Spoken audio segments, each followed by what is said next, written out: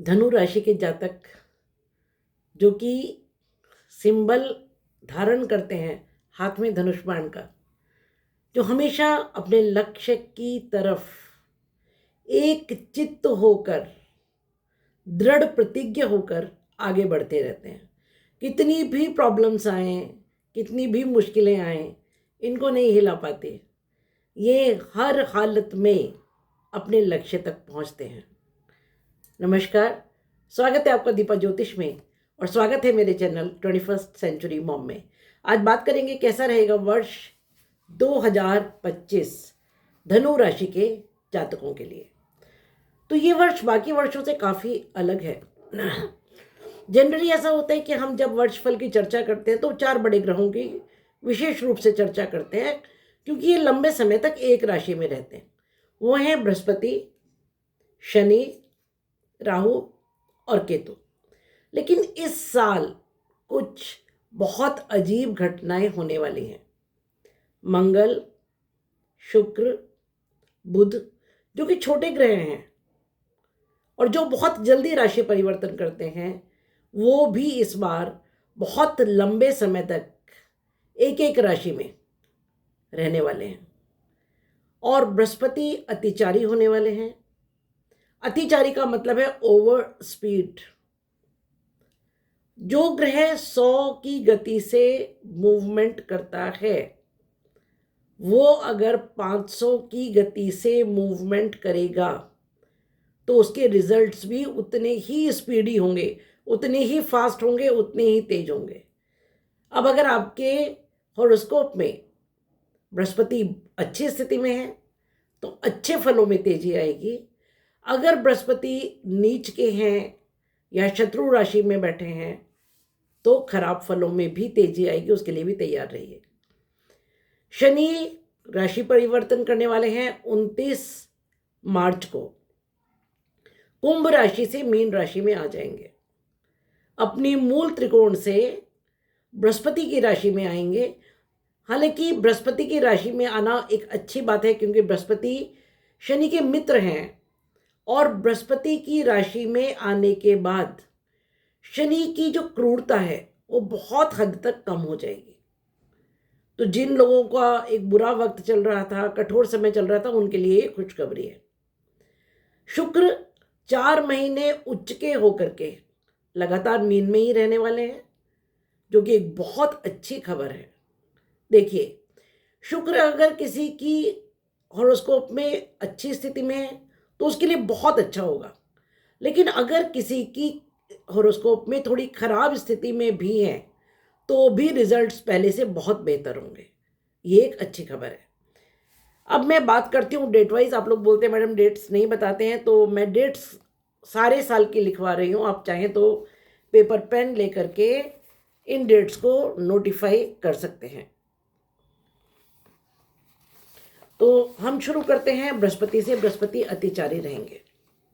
मैं बतला चुकी हूँ, अतिचारी का मतलब है ओवर स्पीड। 14 मई से 18 अक्टूबर तक 153 दिन 153 डेज के लिए अतिचारी होंगे ये। 14 मई को मिथुन में जाएंगे। 19 अक्टूबर 2025 को 5 महीने बाद ही ये कर्क में चले जाएंगे। मिथुन से कर्क का ये जो टाइम है, ये जो ट्रेवल पाथ है, ये जो रास्ता है, इनको 1 साल में कंप्लीट करना था, जिसको ये 5 महीने में स्पीड से बहुत तेजी से पार कर जाएंगे। तो बहुत फास्ट चलेंगे। 4 दिसंबर को वक्री होकर के फिर से वापस मिथुन में आ जाएंगे। अतिचारी होना ट्रूली स्पीकिंग बहुत अच्छी स्थिति नहीं है। ये शुरू में रोहिणी नक्षत्र में रहेंगे, जो कि चंद्रमा का नक्षत्र है। ये अच्छा समय है। उसके बाद राहु के नक्षत्र में आद्रा में आएंगे। ये अच्छा समय नहीं है। ये एग्जैक्टली गुरु चांडाल योग नहीं होगा, पर गुरु चांडाल योग जैसी ही परिस्थितियां बनेंगी। उसके बाद 13 अगस्त से पुनर्वसु नक्षत्र में आ जाएंगे, जो बृहस्पति का अपना नक्षत्र है। वहां आकर ये बहुत स्ट्रांग पोजीशन में आ जाएंगे और बहुत अच्छे रिजल्ट्स होंगे। अब अगर बात करें गुरु अतिचारी के परिणाम क्या होंगे, तो विश्व स्तर पर और नेशनल लेवल पर ट्रूली स्पीकिंग कोई बहुत अच्छी स्थिति नहीं होगी। महंगाई बढ़ेगी, जन आंदोलन बढ़ेंगे, युद्ध की घटनाएं होंगी। बृहस्पति जीव के कारक हैं, जीव का नाश होगा। मैं आपको अगर पुराना रेफरेंस दूं, क्योंकि हम जितने भी एस्ट्रोलॉजर्स हैं रिसर्च बेस पर ही आगे बढ़ते हैं, तो फर्स्ट वर्ल्ड वॉर के समय, सेकेंड वर्ल्ड वॉर के समय, महाभारत काल में और कोरोना काल में बृहस्पति अतिचारी थे। लेकिन एक बात है कि आपको बहुत डरने की ज़रूरत नहीं है उससे। आप कहेंगे मैडम एक तरफ तो आप कह रहे हैं कि बृहस्पति अतिचारी होकर के इतना नाश होने वाला है जीव का, और दूसरे आप कह रही हैं डरने की ज़रूरत नहीं है। तो देखिए, ऐसा नहीं है कि सभी खत्म हो जाएंगे या पूर्ण विनाश हो जाएगा।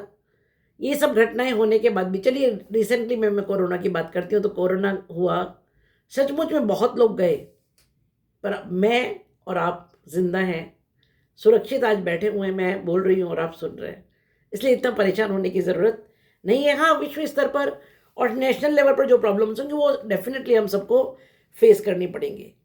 बात करें मंगल की, तो मंगल 4 महीने वक्री रहेंगे। 7 दिसंबर से 25 फरवरी तक वक्री होंगे ये। 12 जनवरी से 12 अप्रैल तक पुनर्वसु नक्षत्र में होंगे, जो कि गुरु का नक्षत्र है।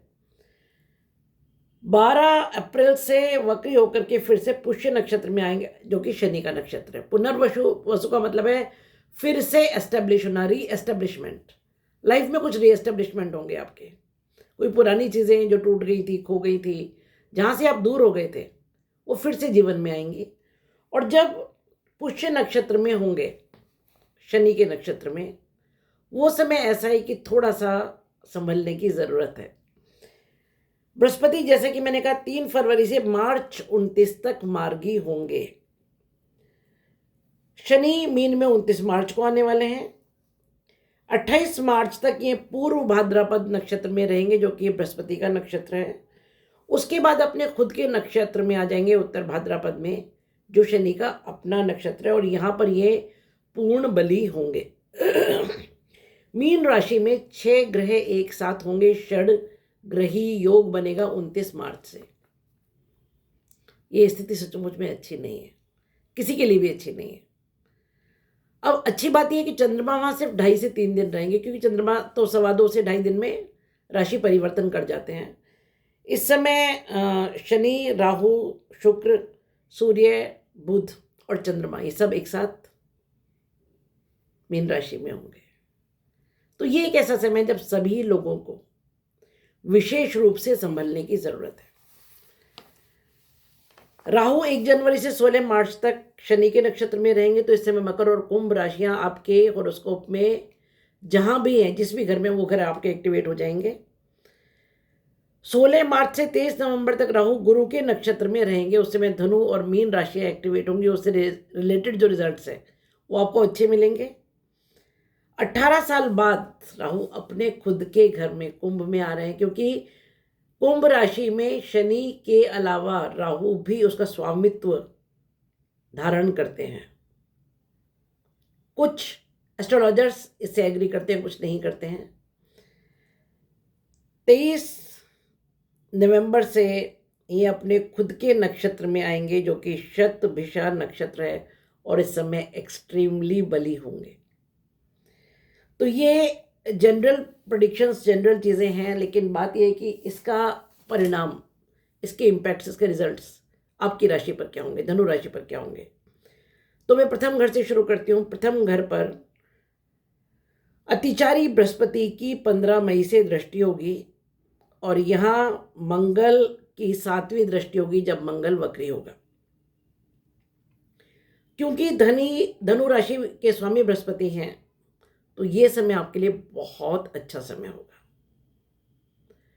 राशि के स्वामी की खुद की दृष्टि, वो भी ओवर स्पीड होकर के, इनफैक्ट आप इतना स्पीड से काम करेंगे, आपकी लाइफ में इतना स्पीड से काम होंगे कि आप उस स्पीड को संभाल ही नहीं पाएंगे।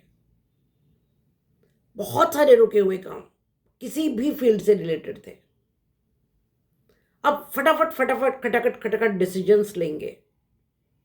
और मंगल वक्री की 7वीं दृष्टि होगी, इसलिए डिसीजन मेकिंग के टाइम बहुत बहुत बहुत ख्याल रखिएगा, क्योंकि मंगल ऑलरेडी उत्साह, एनर्जी, स्पीड है, ऊपर से मंगल वक्री होगा, तो जल्दबाजी में कोई गलत निर्णय ना दिलवा दे, इसका बहुत विशेष ख्याल रखिएगा। बात करें दूसरे घर की, तो दूसरा घर में शनि है जो कि शुरू में कुंभ में होंगे 29 मार्च तक और बाद में मीन राशि में आ जाएंगे। तो दूसरे घर का स्वामी जब तीसरे घर में होगा तब भी और जब चौथे घर में होगा तब भी पराक्रम से आपके काम बनाएगा। भूमि भवन वाहन जो कि लंबे समय तक स्थायी हो, शनि स्थायी धन, स्थायी संपदा, मकान, प्रॉपर्टी, वाहन स्थायी जो होगा वो देगा, लेकिन न्यायपूर्ण ढंग से देगा। तो कामों में थोड़ा धीमापन आएगा, शनै शनै हो जाएंगे काम, चतुर्थ भाव से कंसर्न और तीसरे भाव से कंसर्न। आपकी जो मेहनत है उसके फल थोड़ा धीमे मिलेंगे और आपका जो पेरेंटल प्लेस है वहाँ पर कामों में धीमापन आएगा। राहु कुंभ में 18 मई को आएंगे और यहाँ पर बृहस्पति की 9वीं अतिचारी दृष्टि होगी और मंगल की 8वीं दृष्टि होगी अगर मैं तीसरे घर की बात करूं तो जब यहाँ शनि और शनि क्योंकि 29 मार्च तक हैं और राहु 18 मई तक आएंगे, तो शनि ऑलरेडी यहाँ से निकल चुके होंगे, तब जब यहाँ पर राहु आएंगे तो दोनों का मिलन होगा चतुर्थ भाव में। ये पिशाच योग होगा। अब नाम पिशाची हो गए तो बहुत डरावना सा कुछ आपके दिमाग में पिक्चर बनती है ना कि बहुत भयंकर कुछ होने वाला है। वैसा नहीं है, सिर्फ इतना होगा कि राहु चीज़ों को सडन कराते हैं और शनि, राहु उद्दंडता, शनि डिसिप्लिन, राहु फटाफट, शनि कहते धीमे करो, राहु छल से काम करते हैं, शनि कहते नहीं न्याय से। तो क्या होगा कि आपके चौथा घर जो है वो क्या है, हृदय स्थान है काल पुरुष का, तो मन में भयंकर द्वंद्व चलेगा सही और गलत के बीच में, ये करें या ये करें। और क्योंकि चतुर्थ भाव में शुक्र भी होंगे उच्च के 28 जनवरी से 21 मई तक, तो सुख, संपदा, संतति, धन, वैभव, भूमि, भवन, वाहन, इस सब का जबरदस्त सुख तो मिलेगा, बहुत बड़ा, इतना बड़ा कि आपने कल्पना नहीं की होगी। लेकिन क्योंकि राहु यहां पर होंगे तो कोई गलत काम करने से बचेगा, क्योंकि शनि रोकेंगे आपको। शनि तो कहेंगे नहीं भाई गलत तरीके से काम नहीं करना है। तो ये जो द्वंद्व होगा ना मन में, उसमें जो निर्णय है उसमें आपका विवेक काम करेगा। लालच में आकर, लोभ में आकर कोई गलत काम मत कर बैठिएगा, क्योंकि अगर करेंगे तो फिर उसके परिणाम भी आप ही भोगेंगे। यहीं पर षडग्रही हो गए 29 मार्च से चतुर्थ भाव में ही, तो माता के स्वास्थ्य का विशेष ख्याल रखें, अपने हृदय का विशेष ख्याल रखें, और जो भी कुछ पारिवारिक मामले हैं, क्योंकि ये आपका जो घर है ये पैतृक स्थान है, ये पब्लिक का घर है। कोई ऐसी बात अगर आप पब्लिक डीलिंग में है, ऑकल्ट में है, सोशल मीडिया में, तो कुछ ऐसा ना बोल दें जिससे कि पब्लिक आपके अगेंस्ट हो जाए। बात करें पंचम भाव की, तो 22 मई से शुक्र यहाँ आ जाएंगे और पूर्ण दृष्टि से, शुक्र संजीवनी दृष्टि से अपने 11th हाउस को देखेंगे। तो शुक्र जब चतुर्थ भाव में उस समय भी आपके लिए अच्छा है, और 22 मई से जब यहाँ आ जाएंगे पंचम भाव में, वो भी बहुत अच्छी स्थिति है। संतान से सुख होगा, संतान को सुख होगा, जो छात्र हैं उनके लिए बहुत अच्छा समय है, प्रेम प्रसंगों के लिए बहुत अच्छा समय है, और पूर्व जन्म के पुण्यों का उदय होगा। खासतौर से जब पंचम भाव में रहकर के उनकी दृष्टि 11वें भाव पर होगी तो लाभ और इच्छा पूर्ति कोई विशेष रूप से आपको मिलेगी। छठे घर की बात करें तो 15 मई तक बृहस्पति यहाँ पर हैं। शुक्र और बृहस्पति का राशि परिवर्तन बहुत सुंदर स्थिति है। जब दोनों गुरु एक दूसरे के घर में होते हैं तो उसका उत्थान करते हैं। इनको शत्रु कहा गया, मगर ये शत्रु नहीं, कॉम्पिटिटर्स हैं। जब एक दूसरे के घर में आते हैं तो एक दूसरे को दिखाते हैं कि देखो तुमने अपना घर जैसा रखा था मैंने उससे भी अच्छा रखा। तो रिजल्ट्स क्या होते हैं कि दोनों घरों में, जहाँ बृहस्पति है वहाँ भी और जहाँ शुक्र है वहाँ भी, दोनों के बेनिफिट्स आपको जबरदस्त मिलेंगे। जब बृहस्पति 15 मई से मिथुन राशि में आ जाएंगे, यहाँ 153 दिन तक अतिचारी होंगे और 5 दिसंबर से वक्री होकर के इसी घर में फिर से वापस आएंगे, आगे जाएंगे 15 मई के बाद और फिर वापस मिथुन में ही आ जाएंगे। तो यहां पर रह करके पूर्ण दृष्टि अतिचारी की फर्स्ट हाउस पर, फर्स्ट हाउस हम खुद उस पर होंगे। जैसे कि मैंने कहा कि आपके कामों में, आपकी पर्सनालिटी में, डिसीजन मेकिंग में, काम में, हर चीज़ में स्पीड आएगी और अच्छी आएगी, क्योंकि शुभ ग्रह है। जब शुभ ग्रह अतिचारी होता है तो शुभ फलों को 100 गुना बढ़ा देता है। तो एक बहुत अच्छी खबर है। मंगल कर्क राशि में शुरू में रहेंगे, वक्री रहेंगे 80 दिन के लिए। मैंने आपको डेट्स लिखवा दी हैं ऑलरेडी। तो शुरू में कर्क में जाकर के बाद में मिथुन में जाएंगे और लौट करके वापस फिर कर्क में आएंगे। तो मंगल का वक्री होना फिर से एनर्जी की ओवर स्पीड है ना, तो थोड़ा सा अपनी डिसीजन मेकिंग को संभालने की ज़रूरत है। और उसके अलावा ये थोड़ा सा एक्सीडेंट प्रोन समय तो होगा, तो स्वास्थ्य का विशेष ख्याल रखें, अपने व्हीकल्स को प्रॉपर चेक करें और अपनी जो स्पीड है उसको संभालिए। इसका एक सॉल्यूशन ये है कि स्वेच्छा से, अपनी इच्छा से जाकर के किसी हॉस्पिटल में रक्तदान करके आ जाइए। आप किसी भी चोट फ्रेट से, एक्सीडेंट से बच जाएंगे, क्योंकि रक्त तो जाना है, वैसे भी जाना है, वैसे भी जाना है। उससे अच्छा जाके स्वेच्छा से रक्तदान करके आ जाओ। नहीं तो फिर ये है कि लाल कपड़े में मसूर की दाल बांध करके मंगल के दिन आप किसी मंदिर में दान कीजिए। बात करें आपके नवम भाव की, तो यहाँ पर केतु हैं, आ जाएंगे 18 मई से। सिंह राशि है यहाँ पे। यहाँ के जो स्वामी हैं सूर्य, वो बहुत अच्छी स्थिति में रहेंगे और केतु का यहाँ आना आपको आध्यात्मिक बनाएगा। कोई गुरु आपको मिलेंगे।